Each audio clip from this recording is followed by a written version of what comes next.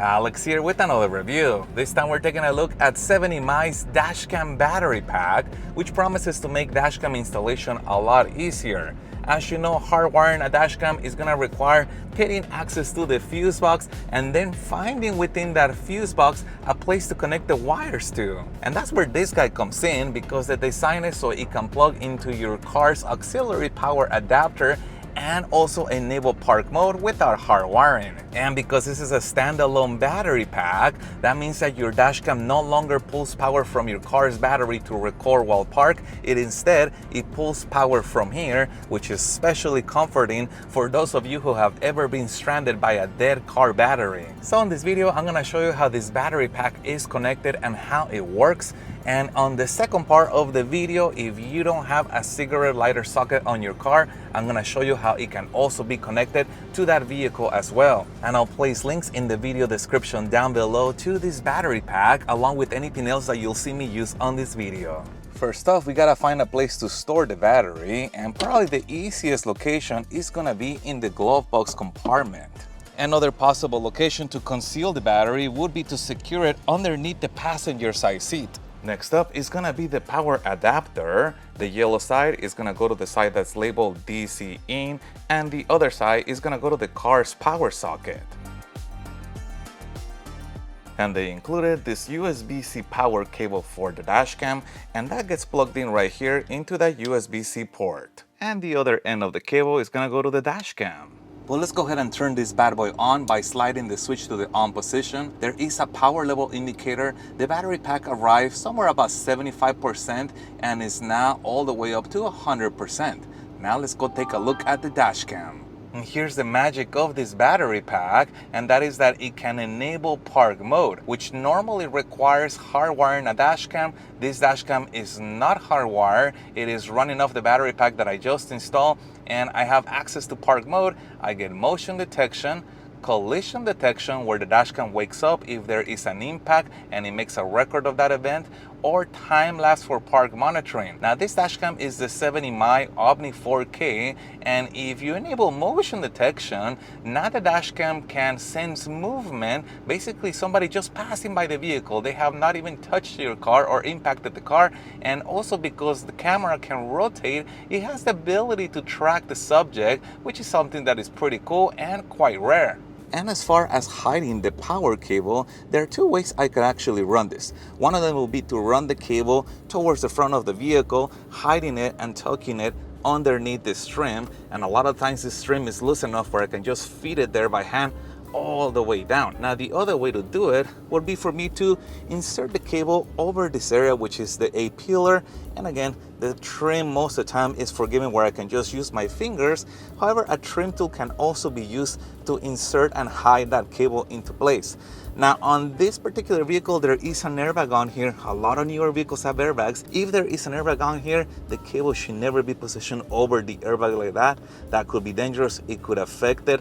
And the cable should be positioned away from the airbag. So what I'm gonna do, I'm gonna place this cable underneath the airbag to avoid this problem. And the first thing that I done, I disconnected the vehicle's battery for safety, but you gotta remember that this is still a live airbag, which is designed to blow even when there is a sudden power loss, such as in the case of a car accident. And I'm gonna pull a little bit on this trim, here we go, until it releases just enough for me to be able to work and see inside of it. And from this angle, you can actually see the airbag right here is this green portion. So what I'm gonna do, I'm gonna feed the cable underneath that airbag, and I'm just gonna feed it until the cable pops out the other side. So I'm just gonna go ahead and continue to feed the cable into here until I can fish it on the other side. And there it is. Then I can give myself a little bit of slack, and then I can go ahead and reposition this trim back into its place. Now I'm gonna continue to hide the rest of the cable on the way down to the battery. I'm just using my finger, and I get that trim tool to feed it on its way down. And I'm almost at the glove box. All I gotta do now is get the cable to cross over. So I'm just gonna again lift on this plastic trim gently to get that cable to be hidden underneath it, and I have officially made it to the glove box. Then I can use the trim tool to restore any kind of weather strip that came out of its position back into its place. Now, one important thing to know is that most glove boxers are gonna have quite a bit of space where the cables can come out the side and not get damaged or pinched. However, there are some glove boxes that do have a very tight close, and in those cases the cables on the side could get damaged. So instead of running them out the sides, I insert them so they come up from the back. And to route any cables behind the glove box, all I do is I start to insert the end, and then with the other hand I keep inserting it until I can find it and fish it out the other side. Here it is. Now I have the cable routed behind the glove box as opposed to the sides. And they did include Velcro straps, that way you can secure the battery to make sure it does not move around. So the battery pack is gonna get charged while driving, and when you turn off your car, if you have enabled park mode, the dashcam is gonna enter park monitoring while using power from this battery. And then when you come back to the car and turn it on again, the battery is gonna get charged again. So this effectively gets us reliable park monitoring without risking our car's main battery. And this can power dashcams with multiple cameras, such as dual channel dashcams, triple channel dashcams, and so on. And 70mi does have those if you need a rear camera, front camera, cabin camera. They have several interesting dashcams that I have already reviewed on the channel. If you guys want to pick from those, I'll put links to those reviews in the description down below. Now, there is one important thing to check before installing the battery, and that is your car's power socket. It should turn off when you turn off your vehicle, and it should turn on when you turn on your vehicle. If your power socket stays on all the time, then this adapter is not gonna work for you. However, there is another way to connect the battery pack, and that is with this cable. Now, this cable is also gonna work for vehicles that do not have an auxiliary power socket. Now, connecting this cable does require access to the fuse box of the vehicle, but we are still protecting our car's battery since we're gonna be using the external battery park for park monitoring. And the second advantage is that using this cable does charge the battery pack a little faster than this cable. The standard power adapter is able to charge the battery pack from 0 to 100 in about an hour and a half, and 70mi says that this cable can charge the battery pack from 0 to 100 in about an hour. So let me show you how this is connected. And the kit has 3 wires. The first one is a ring terminal. Then we have this other one with a longer type terminal. And then we have this single wire. I'm gonna start by connecting this guy right here. And this one right here is gonna go to ground. And ground is really just a metallic portion of the car's body. And what I like to do is find a nut or a bolt that I can loosen and then slide this one under. I think this guy right here will be a good candidate for that.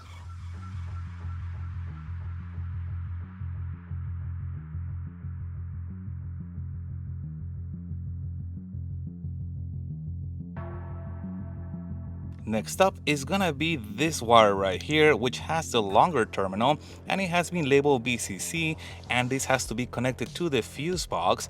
And in order to connect that to the fuse box, they have included fuse tabs. Now, the fuse tabs are in different sizes, so I don't need all of them. I just need the one that fits my fuse box. This is the standard fuse size. Notice the size of it is a good, fairly large size fuse.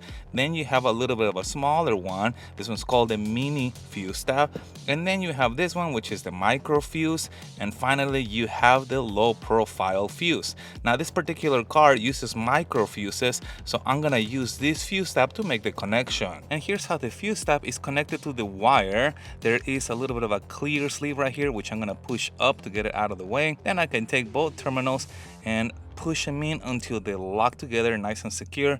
Then I can push that clear sleeve back over the metal portion to reduce the chance of this shorting out with anything else. And to find the location on the fuse box where I'm gonna make the connection, I'm gonna use this probe. A multimeter can also be used, but I like the simplicity of the probe. One of the ends has an alligator clip and that simply attaches to ground, which again I said is a metallic portion of the car's body. And now I can probe the fuse box to look for power. And here's how I probe for for power. I'm gonna touch the tip of that probe to the fuse, that metal portion that is exposed on it, and notice that the probe lights up and the vehicle is off, so that indicates this fuse has power when the car is off. So right now, what I'm looking for to connect that VCC wire is a place that has power even when the vehicle is off. And one thing that I like to do when finding a fuse spot is making sure that I select one that is not gonna power anything sensitive on the car that could get damaged by tapping into it, or that powers some kind of safety system related to the car. Now, this particular fuse that I found right here does have power when the vehicle is off, and also 70 miles says that the location to be tapped should be rated for at least 20 amps. And here is the fuse tab, and notice that there is a fuse already installed on it. This fuse is for the 70 mile external battery, and then there's a second spot. That second spot, that bottom one, is gonna be for the fuse that was removed from the vehicle. I'm gonna go ahead and insert that here. So that's the cool thing about fuse tabs. Allows me to connect to the fuse box, retaining the original fuse, but also adding a second one. And before I insert the fuse tab, there is something very important to know about orientation of the fuse tab. Normal fuses typically do not have orientation. They can be inserted in either direction and they should work fine. However, fuse tabs only have one correct orientation. If they are inserted in the incorrect orientation, we're potentially bypassing the fusing protection. Now, this side right here, the outermost blade, this guy right here that I'm tapping, that's the one that has to go to power. So on the fuse spot that I pulled, there's actually two contacts, one bottom contact and one top contact, and you can kind of see how each one would match with each one of the blades of the fuse. And if I probe the bottom contact, notice that nothing lights up. There is no power there. Now, if I probe the top, that one has power. So that's the side that has to go to the outermost blade of the fuse tab. So here's what it looks like. I know the top contact has power, so that has to match with this contact. So I'm gonna insert it in this orientation, not in this orientation. And go ahead and line this up over here and compress until it fully bottoms out. And this is the last wire that has to be connected. It has been labeled ACC, and this needs to go to a place that has power only when the vehicle's key is in the accessory position or when the vehicle is actually running. I'm gonna go ahead and peel this back, and that exposes the wire for the connection. And right now the vehicle is off, and I found a fuse that does not have power when the vehicle is off. Notice that the probe does not light up. And now I turn the vehicle's key to the accessory position, and notice the difference. Now there is power, the probe lights up, indicating that this fuse has only power when the vehicle's key is in the accessory position or when the vehicle is in the on position. So I'm gonna remove the fuse so I can make the last connection. And now 70 miles says that I have to take this wire and I have to wrap it around one of the terminals, and I'm gonna go ahead and make this nice and tight. And here's what that looks like. The wire is wrapped around one of the fuse terminals. Now, if you recall, on the fuse spot, there are two contacts, one that has power, notice that this lights up and the vehicle is currently in the accessory position, and one that doesn't light up. Now, for the wire that has been wrapped around the terminal, 70 miles says that that blade with the wire has to be on the side that does not light up. So I'm gonna go ahead and plug that in.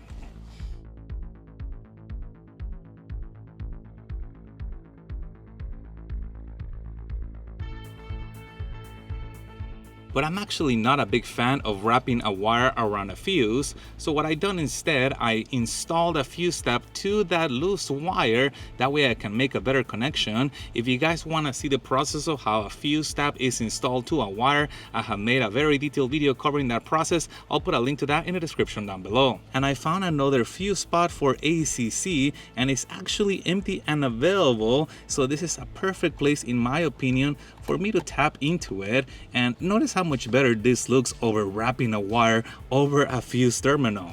And if you already have a Hardwire kit installed on your vehicle and you want to upgrade to the battery pack, they have also included this cable that connects the battery pack to your Hardwire kit. Basically, on the end of it, there is 3 connections, which are gonna be the same 3 connections that are gonna be found on your Hardwire kit.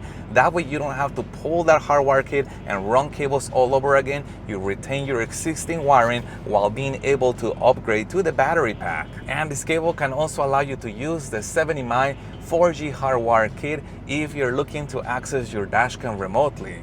Now here's one final tip when using this cable. Some dashcams have an adjustable low voltage cutoff setting, and that is meant to protect your vehicle's battery from being drained. However, because we are no longer relying on our car's battery, we are now using this external battery for park mode. That means that we can push that setting to its lowest setting, which will extend parking monitoring time. That way we can use it to its full potential. And the last thing you may be wondering about is how long can we actually power a dash cam during parking mode using this battery pack.